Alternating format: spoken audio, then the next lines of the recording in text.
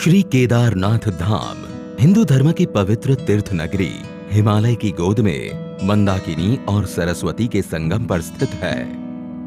वर्ष 2013 में आई भयावह आपदा से इस तीर्थ नगरी को भारी तबाही का सामना करना पड़ा।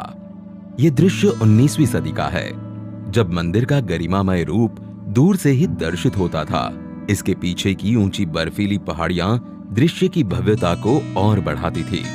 फिर धीरे धीरे इसके चारों ओर अनियोजित इमारतें बन गई और मंदिर मानो कहीं छिप सा गया।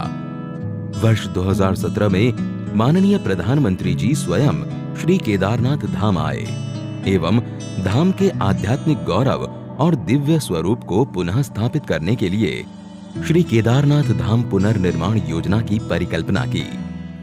यहाँ की रुचि प्रकृति प्रवृत्ति के अनुसार ही इसका पुनर्निर्माण किया जाए।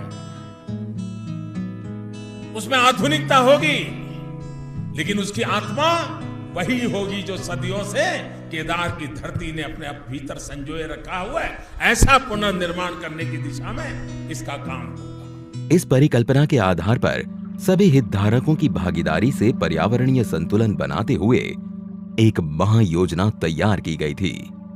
गौरीकुंड से 16 किलोमीटर दूर पैदल मार्ग पर स्थित धाम में इस पैमाने की परियोजना को क्रियान्वित करना, इसके लिए निर्माण सामग्री जुटाना, दुश्वार मौसम और विषम भौगोलिक परिस्थितियों के बीच एक बड़ी चुनौती थी। मंदिर तक पहुंच मार्ग का निर्माण पहले कार्य के रूप में लिया गया। आपदा से पहले मंदिर परिसर में 10 फीट संकरे गलियारे में स्थित कई भवन क्षतिग्रस्त हो गए थे और 30,000 टन मलबा चारों ओर फैल गया था। इस मलबे को 840 फीट सीढ़ीदार मंदिर गलियारे के रूप में विकसित किया गया। इसका निर्माण क्षेत्रीय कारीगरों द्वारा 20,000 स्थानीय उपलब्ध पत्थरों का उपयोग करके किया गया। दो नदियों के संगम पर स्थित इस 104 फीट व्यास वाले आगमन प्लाजा का निर्माण वृत्ताकार रूप में 51,000 स्थानीय पत्थरों का उपयोग करके किया गया है। वहीं मंदिर प्लाजा का निर्माण 4,340 वर्ग मीटर क्षेत्र में 15,200 स्थानीय पत्थरों से किया गया है। बाढ़ से सरस्वती और मंदाकिनी नदी के किनारों के साथ बह गई भूमि के पुनर्ग्रहण तथा बहुस्तरीय बाढ़ सुरक्षा कर मंदिर परिसर को एक द्वीप के रूप में बहाल करने के लिए दोनों नदियों पर बाढ़ सुरक्षा दीवारों का निर्माण कार्य किया गया। आपदा से क्षतिग्रस्त हो गए तीर्थ पुरोहितों के आवासों के पुनर्निर्माण का कार्य चौथे कार्य के रूप में लिया गया।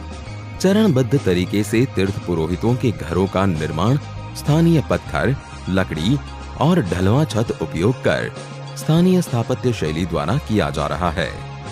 पांचवें कार्य के रूप में आपदा से क्षतिग्रस्त श्री आदि गुरु शंकराचार्य केदार से थोड़ा सा भी अलग हुआ ऐसा अनुभव न करें। समाधि तक पहुंचने के लिए ये भूमिगत रचना, जिसमें स्मारकीय दीवारों के बीच चलकर जाना तीर्थ यात्रियों को एक अनूठी यात्रा का अनुभव प्रदान करता है।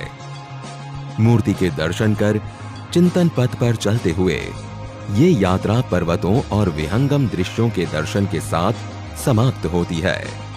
इन 5 कार्यों का लोकार्पण आज किया जा रहा है।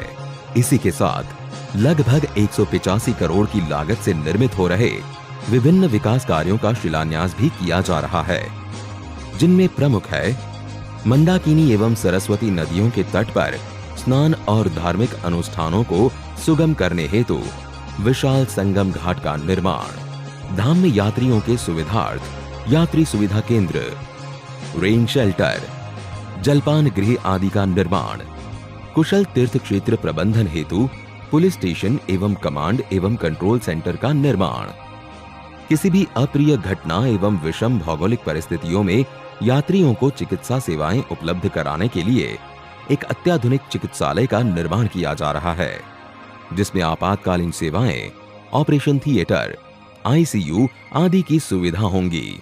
ये निर्माण योजना मात्र भौतिक सुविधाओं को ध्यान में रखकर नहीं, वरन इस स्थल की लौकिक व तीर्थ यात्रियों की आंतरिक ऊर्जा को पुनः जागृत करने का एक प्रयास है।